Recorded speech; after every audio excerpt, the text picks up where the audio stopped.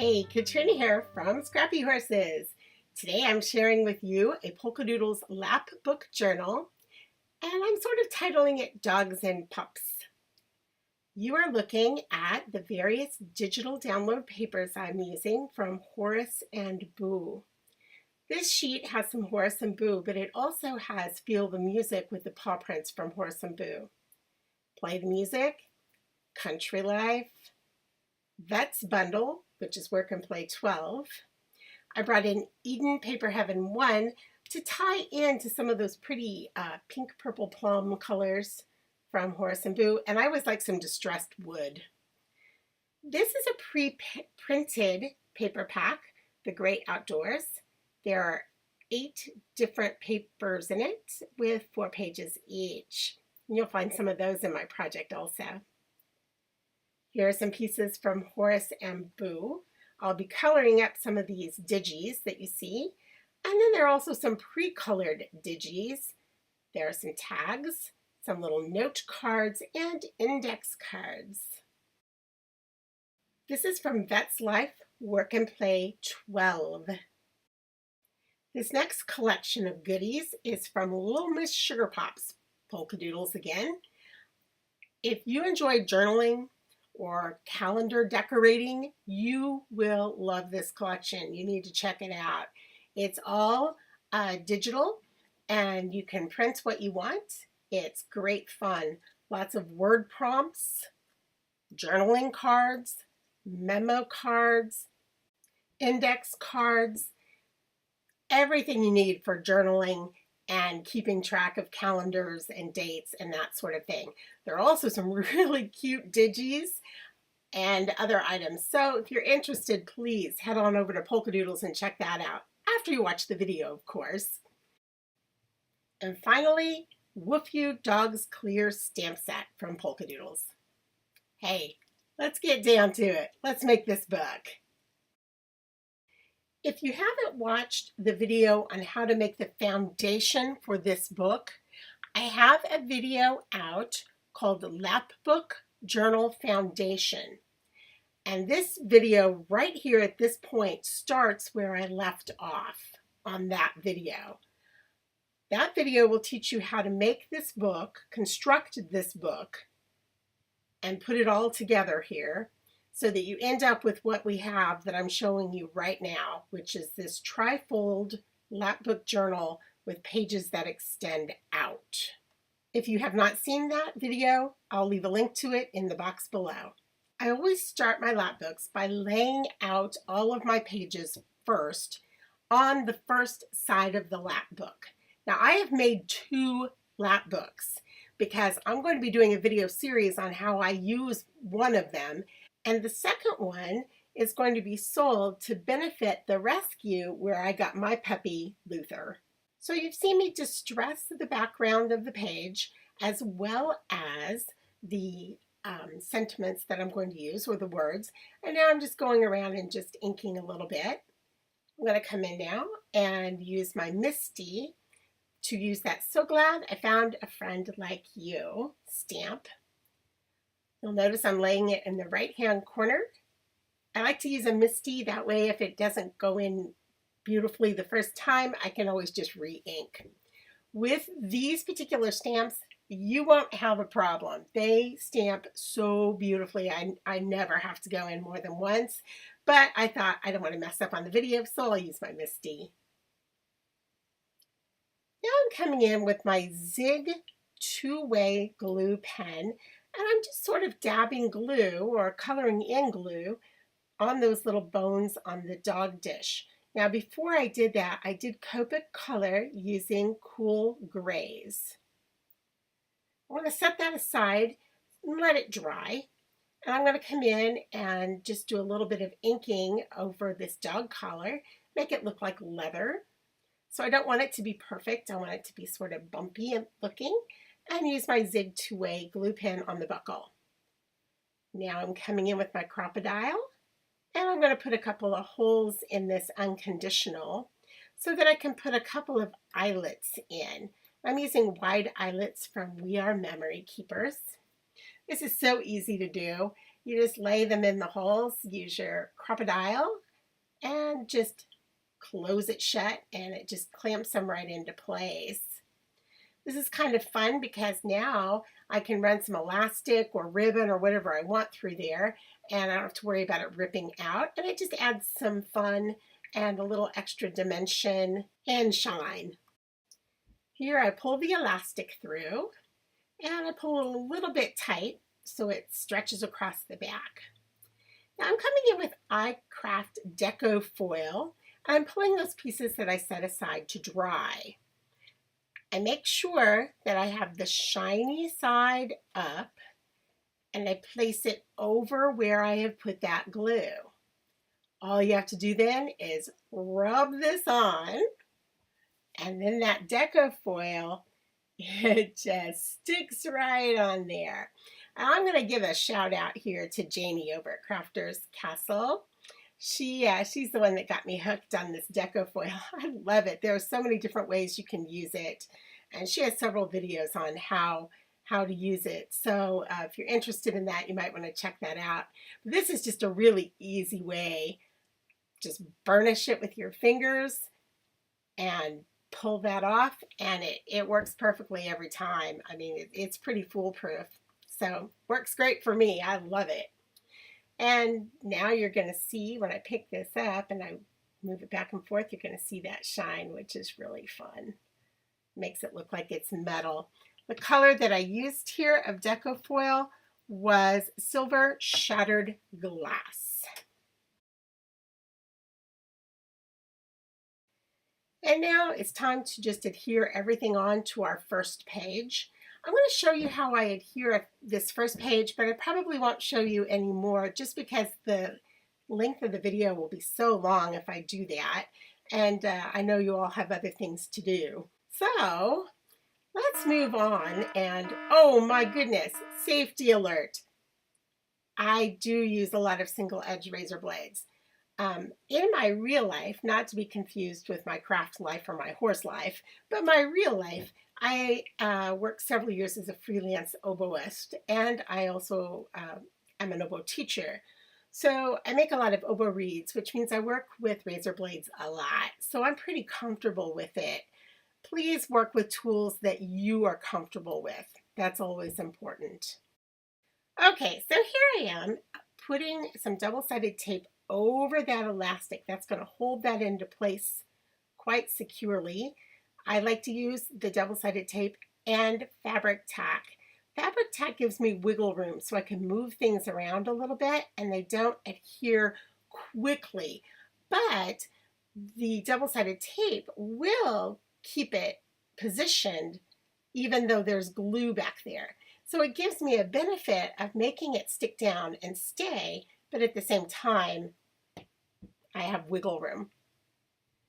Now I'm moving on to the second page, and I'm using some of that pretty pink plum color, and I'm moving into some teal there for the border. Taking some double-sided tape, I'm going to run it right up the seam of those two cardstocks. The reason I'm running it up the seam is because I'm going to be putting some fiber or lace there. You'll understand why I wasn't quite sure which I wanted to call it when you see it. It's a really fun sort of burlap piece. I'm putting a little bit of fabric tack over that just to be sure that it stays on. And this is it. Isn't this pretty? I really like this little piece of fiber. Maybe call it a braided fiber maybe. Not really lace, not really ribbon, not really twine, but a little bit of a combination of it all. I'm just sort of fiddling with it here, making sure that all of my glue is covered and all of the tape is covered so that nothing gets stuck later on. Obviously didn't like the way that laid, so I'm kind of fidgeting with it a little bit there. Now I'm bringing in that little remember piece, and I found these little dog paper clips, or dog bone paper clips, which are really cute, and you're going to see that here in just a minute.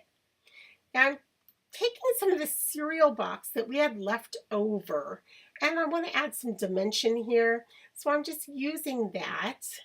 Remember when we cut the spines, we had some pieces left over? Well, I just always keep those and use them to add a little dimension. There's one of those little cards, and there's that little bone paper clip. I want to take this today. I'm going to adhere it, but I'm not going to glue down the entire piece. I am just gluing that edge, you'll see. And then I will stick it under that fiber right next to that seam. The reason I am doing that is because I want to make this into a little tuck spot so that you could tuck a receipt there, you could tuck a picture, a little written story, another memo card, whatever you want to tuck there would be fun. So I'm just going to slide this under and glue it down. And now I have a tuck spot underneath there. I like to have as many tuck spots and pockets in my lapbook journals as possible. It just gives me a lot of space to put things. I can put receipts in. I can put anything I like. So, you know, this is a place for you to keep track of all the things you want to remember. So nothing is wrong. I mean, sometimes I like song lyrics, sometimes I like poems. And as I work through my book, I'll video some of those and you can see what I choose to do with mine. So here you can see that I'm just using this paper clip here to clip this card in. So whoever chooses to buy this book can use it that way, or they can use that paper clip and that card somewhere else. Moving on to the next page. Again, I'm distressing and inking all of the sides. I'm going to make a belly band out of this one. So I'm going to mark where the edges are, and then I'm going to lay it on a scoreboard, and I'm going to score. Now you'll notice that I drew a black line down the 6-inch line on my scoreboard. I did this just so that I always know exactly where it is if I just want to do something quick like this. I set that aside, burnish that in nice and flat, and I'll come in and ink those sides now again with just some chocolate ink or brown. Now that I've done this, I want to miter the corners just so they don't stick over when I fold it around. Too many years of sewing, I think, makes me want to miter all my corners. Double-sided tape, and just fold that over. And now I have a belly band, which gives me another tuck spot. Now I'm bringing in some elastic. You'll notice that I'm choosing lots of golds and blacks because I'm actually doing a German Shepherd book.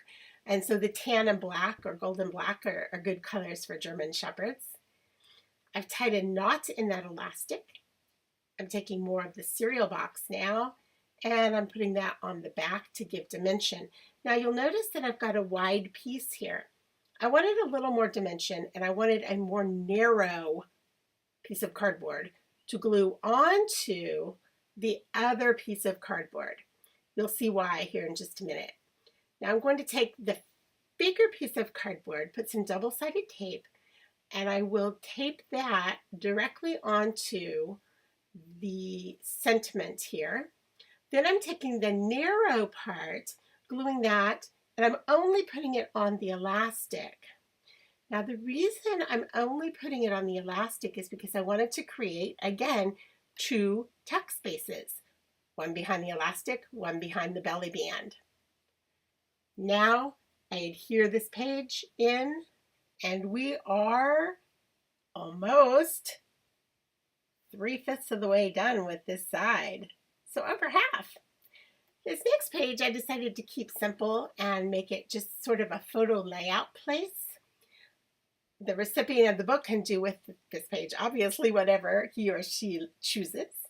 But what I've done is I've made a couple of photo mats that I have cut with just some of those decorative scissors. Yes, I still have those in my stash and I use them actually frequently. Now I'm coming in and I am taking the sentiment here that I want to put at the top of the page, and I'm putting some double-sided tape on it.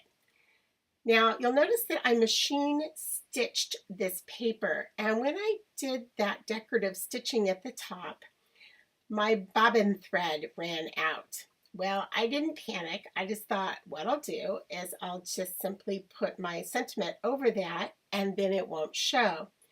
Whenever I stitch on a page, I'm always very careful to place something over the end of my stitching, or I'm very careful to put double-sided tape over the back of the stitching just to make sure I hold it in place. Obviously, when you're stitching a garment, you backstitch. However, on paper, you can't really backstitch or it kind of tears up your paper and makes it look bad. So that's a great way to keep your stitching in place. Popped up that second frame onto some of that leftover cardboard, and again, that gave me some dimension. Here I am placing that double-sided tape over the stitching to make sure that it holds it in place and it doesn't tear out. Friends, we're almost there. We're on to the last page. I'm distressing again the first layer of that page.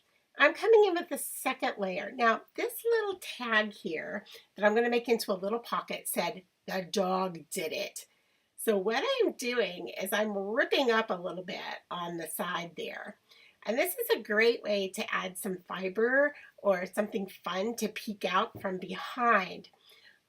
This reminds me of a puppy that we had years ago when we had our house for sale. And the puppy tore up our carpet while the house was for sale. Brand new carpet. I was not pleased, obviously, but it happens with new puppies. So it kind of inspired me to rip up the page and put this fiber behind to make it look like, uh-oh, look what the puppy did. So I just clean up a little bit, bring in some Color Bloom tea stain here, which I'm almost out of, so I'm just sort of using the end to put some on there on my glass plate that I use. And then I'm going to bring the page back in, and that's very wet, and that's going to make my paper very pliable. So I can come in and I can just scrunch it. That's a technical term, isn't it? Scrunch? I think it is. I scrunch it, and after I get it all scrunched up, then again I'm going to clean away the excess ink, and then I'm going to go ahead and put the fiber behind there. I'm going to use some burlap behind there. What I'm doing here is just putting some ink around the edges. I just wanted some really dark ink, but I didn't want to really bring it in far, just a little bit. I used some juniper, which is a blue-green color. Now I'm just checking out where it's going to go on the page. And next you'll see me bring in that burlap ribbon. But first, I'm just adding a little bit of this color to the edges of this little paw piece. And again, this is the paper that came from Feel the Music that I put the little paw prints over. This is a little piece from that Little Miss Sugar Pops. It says, look, because it's like, look, the dog did it. Look what the dog did. And I'm just, again, inking around the edge. All right, here's that burlap I told you that I was going to bring in. I'm just taping it to the back side, and you can see it there. And then I'm going to lay that down with more double-sided tape just to make sure that it adheres nicely. And then I'll be adding the fabric tack to that to glue it down onto my page. I think it's going to be fun to document Luther's first year. He's a German Shepherd puppy. He's, at the time of recording this, he's about 19 weeks old. And we are working with a trainer and just having a great time with him. We've never had a full-blooded German Shepherd before, but we have had German Shepherd crosses. We had a German Shepherd Husky cross. Boy, that dog was a handful, but I just adored him. About a year after he passed on, we got a golden retriever. Her name is Chloe, and she's the sweetest pup ever. But she was just lonely for another dog, I think. So we decided, yes, we'd add another dog. So that's what inspired us to go ahead and get Luther, our shepherd. All right, back to the book, now that you know about my dog life. I've now adhered this little piece in and made it into a pocket. Now I'm going to bring the look piece in, adhere that to the top. After I adhere this look piece, there are other pieces that I bring in that I did not get recorded, but I'll show you a photo of it later, and I'm sure you can figure out how I did that. Now on to this decorative envelope. This is so cute. And again, this is from Polkadoodles, from the Little Miss Sugar Pops collection, I believe. And what I did is I cut the little envelope and then I cut that insert part separately. I'm just putting some double-sided tape on, and I will just stick that together, and then it creates this cute little envelope. Now I'm taking some embroidery floss and just running it through the button. What I do is I go down through a hole, go adjacent, and then cross, cross. It creates an X then on the top. And then I tie knots, several knots, makes it kind of come up on top.